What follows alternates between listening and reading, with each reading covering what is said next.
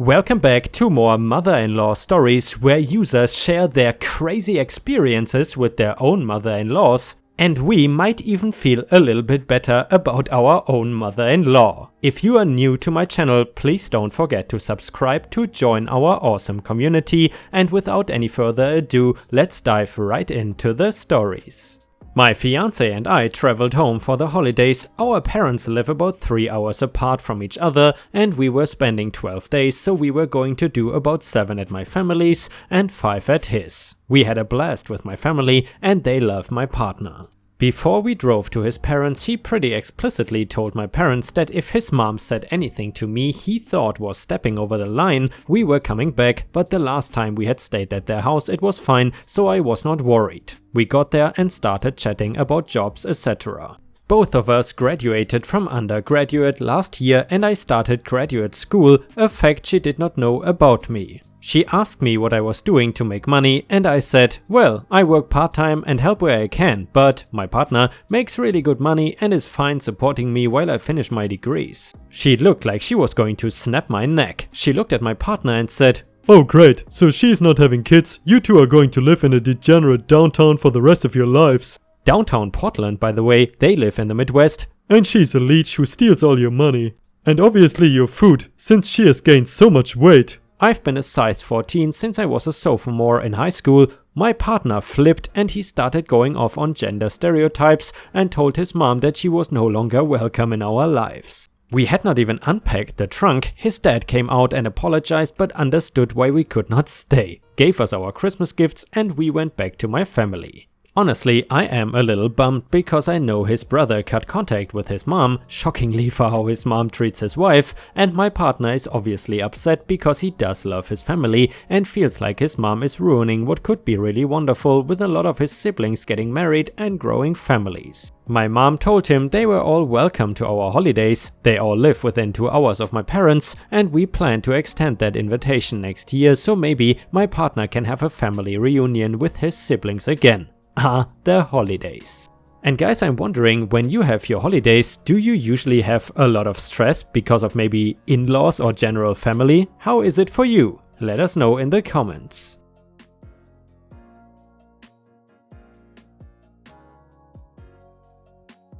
And the next one is titled Monster-in-Law. New here, sorry if formatting is all wrong, little bit of backstory. Installment 1 of probably a billion. I've been married to my husband, DH, for over 11 years. We have 3 children, 2 sons and 1 daughter, the oldest son from a previous relationship.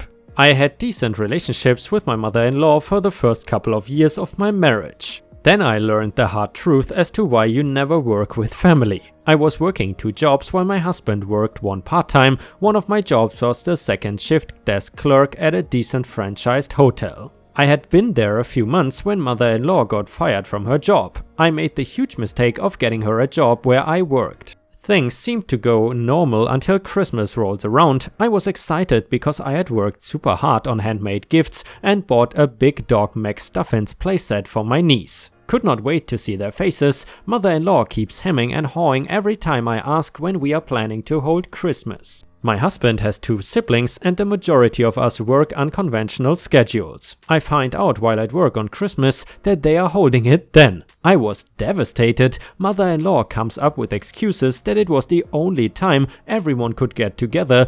My husband apologizes because he had only found out an hour before telling me. Fast forward a week, the awesome manager finally gets tired of the GA owner of the hotel and quits on New Year's Eve. Owner comes in later that night and makes me the new manager. I had the most seniority and had only been there since July. My responsibilities as manager as thus hiring, training, scheduling, payroll, accounts receivable and payable, covering any call-ins, getting the breakfast order in for the next week, clearing the front lobby, handling all customer complaints and being on call 24/7 for emergencies, as well as working a minimum of 28 hours a week at the front desk. Also, no one was allowed to work more than 36 hours per week so he could avoid paying healthcare costs. On a good week I averaged around 50 hours per week, on a bad week 90 plus hours a week. 3 months into this already hellish job, I discovered that mother-in-law has been trash-talking me to anyone at work she possibly could. She complains that my house is a mess, see the hours worked for the reason, and that I relied on my husband to do everything. He was working 30 hours per week, and she accuses me of not loving my husband and exclaims I only married him for the free childcare. When she starts telling cute stories about 3-year-old, at the time, son, she refers to him as my grandson and begins telling guests that she is really the manager. She was very careful about most of this until 2 of my coworkers came separately and told me the exact same thing. I felt like she had actually stabbed me in the heart. I could not fire her if she said those things about me when I thought we were on good terms. Imagine the blowback after taking away her income. So I tried to ignore it. The next weekend the hotel is booked solid. I worked the afternoon shift at the front desk and then was back up there at 6 AM to help mother-in-law with the morning rush. Guest comes up to the desk complaining about an issue I know she's lying about because I fixed it personally. Guests want a full refund because the non-existent issue kept her up all night. I apologize for the inconvenience and explain the best I can do is a 10% discount. Mother-in-law pipes up and questions me in front of the guest. Surely there's something more we can do. That was the straw that broke this camel's back. I said excuse me to the guest, walked into my office and called the owner, told him I quit and walked out the door. Dear husband confronted her for the first time that day. She denied everything, but he knew she was lying. Stay tuned for more stories because I promise you I have the mother-in-law load. And guys, if you have watched until here, please don't forget to post some star emojis in the comments and also like the video if you want to support me. Your support means the world to me and helps my channel tremendously. Thank you so much in advance. The next one is an XXL story and it is about a mother-in-law who joined a potential cult in Nigeria and is intending to move there. Let me start by saying I have a long Christian background and generally respect the religion itself. Let me also start by saying this is fairly long because the context is important. Mother-in-law is mother-in-law, FIL father-in-law, SIL sister-in-law, BIL brother-in-law, and PIL parents-in-law. My wife's parents and 2 sisters have often been more prominent in our lives than my side of the family, especially since our son was born in 2016. My mother-in-law was fighting breast cancer while my wife was pregnant, which included her doing chemo in the early months of his life. During all of this, she was there, helping and loving him, saying her goal getting her through all of this was to just be his nana. Right after my son was born, my father-in-law began to experience heart issues and had to undergo emergency heart surgery. He was essentially a cheeseburger from death, but the surgery was a total success. During recovery, my wife would bring our weeks-old son to see him in the hospital. My father-in-law only wanted to see 2 people, his own father and Greg. Greg is my sister-in-law's and brother-in-law's pastor. He met my parents-in-law at my sister-in-law's wedding a year before. At the rehearsal dinner, me and my wife were sat at a separate table while Greg was sat with the rest of the immediate family at the main table. At the time, this bothered me and in hindsight, it was the writing on the wall. Greg was obsessed with them. He wanted nothing more than to get them to go to his new church, which was held in his father's house. Despite his efforts to gain favor with the parents, he never said a word past introduction to me and my wife. My sister and brother-in-law met at the church that Greg split off from to create his church. He was the youth pastor, so a majority of his congregation was under 25. The church members constituted a majority of the wedding party and Greg married them. He wore snakeskin cowboy boots. I will never get over this. Post-heart surgery, my father-in-law was never the same. He had always been the most quiet, conscientious man I had ever met. Now he was dancing, laughing and talking more than I had seen him do in 5+ years. This of course was associated with a heavy interest in making it to every church event. My mother-in-law went with him, having just experienced a face-to-face encounter with her mortality as well. It started off simple, complete with all of a non-denominational church's charms and tropes, something I had experienced multiple times throughout my childhood. My wife and her youngest sister went a couple times to test the waters and concluded that although the people were nice, it just wasn't for them. But when you attend the church and then don't come back, you get a Facebook message from the pastor's wife asking where you are and telling you how much they missed you. The youngest sister would get this message every week, accompanied by father-in-law, constantly pressing her to come with them because she still lived with them. At the time it creeped her out and she would only go occasionally to lessen the pressure. I was personally never invited, which always confused me. A hallmark of non-denominational Christian churches is the supposed widespread appeal to non-believers, which creates an imperative to bring as many guests as possible, especially the most lost people you know. It was never a foregone conclusion that anyone was a wasted cause, except apparently for me and to a lesser degree my wife.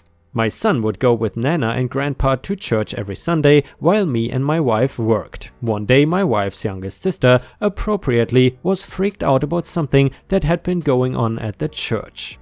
All of the congregation purportedly have gifts: prophecy through God speaking directly, the pastor's gift, healing, interpretation, prophetic dreaming, exorcism, prayer, speaking in tongues, etc. These concepts really are not all that uncommon to these kinds of churches. The girl who can astral project had a spiritual encounter with a few witches in a coven in a nearby town. She helped all of them find Christ while communing with them in the spirit realm. It was later revealed to her that the other members of the coven found out and murdered them. You read that correctly. Greg, instead of stopping this insanity in its tracks, decided to run with it, making this spirit war with a nearby theoretical coven the center of the church's focus. This is when the church began to have their weekly gift meetings and spiritual warfare became central. They would request to burn items containing pagan imagery, which they found in our house while babysitting. God also told Greg to make my father-in-law an elder in the church. Since they were spending so much time at the church, my in-laws began to become more neglectful to their dogs. In doing so, the younger dog began to lash out and misbehave. Why did my father-in-law think this was happening? Obviously, she was possessed by a demon, of course. I immediately began to notice these kinds of assumptions were being made about my immediate family. Any counterpoints I offered about witches and demons were just confirmation that in my agnosticism I was a tool of doubt for the enemy. At this point we felt uncomfortable letting our son go with them on Sundays, which coincided with my mother-in-law letting on that watching my son at church was getting in the way of her experience. The youngest sister met a boy at the youth group. She had never had a boyfriend despite being one of the most amazing girls I know, so she began going to the church to see the boy every chance that arose. Almost immediately, we went from hanging out with her every day to only seeing her in passing. Seemingly overnight, she had an entirely new group of friends. We were completely socially alienated as far as recreational time was concerned. They always remained cordial. We were invited to all family events, and my mother-in-law babysat our son every day for a few hours overlap between me and my wife's shifts, and occasionally the sisters would watch him so mother-in-law could prepare for the Tuesday night church meeting. Other than these three things, all other spare time was dedicated wholly to the church, despite the fact that we rent a house across the street from them. This period was riddled with rumors of exorcisms in the basement of the church. My in-laws let a young girl move in with them who was apparently sexually active with her boyfriend. The church tried to exorcise her and failed, resulting in her being excommunicated. She had a Jezebel spirit. We eventually ran into her brother, who also attended while he was working at a local Walmart. He looked worried when he saw us and he begged us to not tell anyone where he was. It was prophesied that my sister-in-law and her husband would adopt from Nigeria, to the point they even had a specific boy picked out in the prophecy. Eventually, this led to them traveling there to meet them in the form of a missions trip. While in Nigeria, they held a massive revival ceremony where supposedly thousands of Nigerians gathered to hear the Americans speak. My brother-in-law told me he healed a blind man while he was there. Impressive. They got to meet the boy they were supposed to adopt, and they found out it was not easy for an American to adopt from Nigeria, as it requires a minimum of 1 year of residency in the country. They made connections with local pastors and set the groundwork for a return. Shortly after returning to the US, they found out they were pregnant with a child of their own. They gave birth to my beautiful nephew and, at least verbally to me and my wife, lost interest in adoption. Eventually my wife's youngest sister found out the boy from the church she was dating was a total douche playing the field with all of the church girls. After they broke up, she still remained fully dedicated to the church. She ended up moving out of her parents' house into an apartment with a girl in the congregation. This girl would now be in attendance at all of our future family holiday gatherings, regardless of my objections. My parents-in-law were now spending more time at church than at home, and due to our reaction to the witch saga, they were all now keeping church details secret from us. At one point it came out that my mother-in-law had been saying she loved God more than her grandson. The church family had also been elevated higher than the worldly family, which as a devout Christian is something more or less commanded of you. I was well aware of this concept, but I had never experienced it firsthand. I had especially never thought I would see a child of mine be depreciated by it. She went from using the prospect of being Nana to my son to survive cancer to favoring her church family and God over that very same grandson in the span of a little over 2 years. Around the same time, she quit her nursing career abruptly. At this point, I began to watch sermons from their church Facebook page to see if my concerns were true. That Greg is a manipulator. In the opening of the sermon, Greg says something to the effect of, "Lord, may only your words come through me." In saying this, he is speaking for God. In this most recent one, Greg was praising 2 church members that had listened to God and quit their jobs for whatever his plan may be, one of which being my mother-in-law. Greg has a way of indirectly speaking directly to people. Some of you haven't been called to this yet, or were you just not listening? As I am watching, I find out Greg just returned from an independent trip to Nigeria where he met with the governor and a few pastors. He reveals the governor was going to give the church a large plot of land to build a Christian compound for youth and ministry, and that all of the Nigerian prophecy was coming into fruition. Mind you, years of tithes later, this service is still being held in a house. When I talked to my wife about this, she let me know about an older prophecy given to Greg she heard in the early years. Greg and the church were going to own a large portion of their local town, and it would be a factory of disciples. This is the church's ultimate goal. We started to realize that my in-laws were planning to go on a trip to Nigeria with the church. We had to confront them and force them to admit it to us. Even the sisters were complicit in obstructing the truth. They were going to wait until the last minute to tell us. Early this April, they went with 11 other people from the church. Most of them were under 25. In fact, one girl got kicked out of her house for insisting on going and had been living with my parents-in-law. They were so welcomed by the government that they stayed in the governor's mansion, had armed bodyguards, and were invited to meet the king of Nigeria, who is a Christian. It is worth noting that Nigeria is about 50% Muslim and 50% Christian. The king and some governors are Christian, while the democratically elected president is Muslim.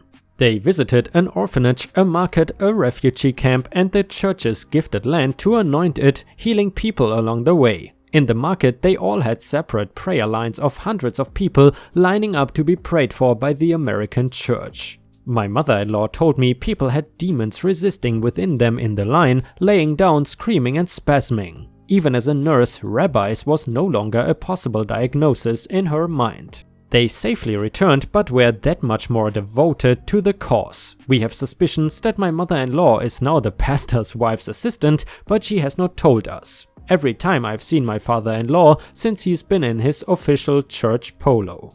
Last Sunday they told us that they plan to move to Nigeria in October for a minimum of a year, the length of time dictated by Greg to lay the groundwork for the project with 2 other couples. One of the couples being my sister and brother-in-law, along with my 9-month-old nephew. I was finally completely forthcoming with them about what I've seen from the church, and my mother-in-law finally said it to my face. She loves God more than my son, and my father-in-law just continuously tried to use coincidences regarding his health problems as justification for their steadfastness, even citing a low-hanging fruit prophecy a girl at church shared about him surviving his heart complications to serve the future ministry. I just found out this morning the youngest sister is waiting for God to tell her to go too. My consolation during this conversation was a promise they will come to visit often, because they will still have elder duties in the church. That is their primary reason to return, as opposed to seeing her grandson grow up. Over the past few days we have done a lot of research on the religious violence going on in Nigeria. Christians are being slaughtered almost every day. While watching the latest sermons on Facebook, in the latest sermon the word Nigeria was central on the TV behind the pulpit. It was rife with specifically vague interferences of personal duty to the cause, a de-elevation of earthly family, and a strong delivery of the claim of how important their church family is. We found out they are not just getting land, they are getting one of the biggest plots of land in the Nigerian state. We also found out that the king adopted the girl who was forbidden by her parents to go on the trip. She is in her early 20s. The interesting thing about the Muslim on Christian violence there is that it is primarily perpetrated by a Muslim nomadic tribe. The land the tribe would use for livestock is rapidly being given away by the government, causing resentment and the possible murder of those who live on their land. This raises some questions. Why would the government give the Americans one of the largest plots of land in the state? There are plenty of Nigerian churches there, why aren't they good enough? Greg's church is American, but they are certainly not wealthy. What do they offer the largest growing Christian country in the world? We cannot change their minds. The more we argue, the more biblically adversarial we become in their eyes. Watching the sermons ourselves, this is 100% by design. My in-laws have an impressive resume of medicated ailments, including, but not limited to, heart disease, cancer, and multiple sclerosis, which upon research is exacerbated by heat. They won't have access to any expensive medications with no insurance or quality healthcare opportunities in general. They are leaving this problem up to God. They want to leave us their house, which they stopped taking care of years ago. Their house is an hour away from my great job. Update: the youngest sister confirmed God told her to go and that they've been hiding their plans from us for a couple of months at least. I also want to clarify that me, my wife and our son are the only members of the immediate family not involved in this church. And a user in the comments said, you don't really have the necessary tools to address this in a healthy way. If you are concerned for their well-being, get the police involved. They will pass the case along to the appropriate organization, but this sounds borderline, if not full-out human trafficking and fraud. If they look into it and decide they cannot, First Amendment stuff, or won't deem it to be legal for whatever reason, you should attempt to reach them. Avoid criticism or judgment, as those will be outright rejected, along with any other argument you make alongside them, and if that fails, prepare to mourn them. It is tragic, cult-like behaviors are so prevalent and make them indistinguishable from religions. Any group that indoctrinates children, encourages people to have children, cuts people off from their family and support group, no communication or relationships outside of the group, punishable by excommunication, financial obligation towards the group in any way, expects obedience to their arbitrary rules with threats of violence in this world or the next, targets the vulnerable/lonely. None of those things can exist within an organization that presents as a force of good in the world. That is a cult. And then OP actually responded, you are completely right. If at any point I see legal ground to involve others, I will. At the moment, so much is obscured. In fact, right after I wrote this, I found out they have been lying to us about this for months. So much so, the younger sister knew she was going a long time ago, and she said to my face this morning she was not sure. And then another person said, firstly, the Nigerian adoption scene is like a dark cave. It is even hard for fellow Nigerians to adopt, talk less of foreigners. The fact that they are going through the process with the church rather than a lawyer worries me. The church could easily be providing them with a boy whose family is still alive, albeit poor, and haven't been told that it is an adoption, and they may never see the boy again. This could cause problems down the line. Depending on where they want to live, you are right to be concerned about their safety. Some parts of northern Nigeria are not safe. The Tifs live in a state that has history of pastoral conflicts with the Fulanis, mainly Muslims. The government turns a blind eye because many of them are either Hausa or Fulani. Moving here is a bad idea if they cannot be sure of their safety. Also, foreigners come here and are assigned precious police resources that could go towards aiding citizens. I worry that the church they go to here may be taking advantage of your in-laws. Are they aware of the Nigerian immigration laws for foreigners? How much is this church they are affiliated with here asking them to contribute for the ministry? I have so many questions. If I were you, I will get authorities in your own country involved. Your in-laws may need the same de-radicalization therapy because what you have described is not normal and sounds like a bit too much like radicalization to me. And unfortunately guys, this is the end to the story. I tried to contact the OP because he seemed to be active just a few months ago on Reddit, but unfortunately I did not get any answer. However, judging by all the comments I have read from this person, it seems like the in-laws did indeed go to Nigeria again for a year or whatever it was, and there have essentially been no further updates since then. In case I find any update, I will of course keep you posted. I apologize that there's no real good update here, but I thought the story was just too interesting not to read it. And I know my ripe stars love the updates, but I would love to know from you, is it okay for you if I sometimes read a story that does not have a satisfying ending just because it is so interesting? Let me know in the comments. Thank you so much for watching. I hope you have a fantastic day and I see you again tomorrow.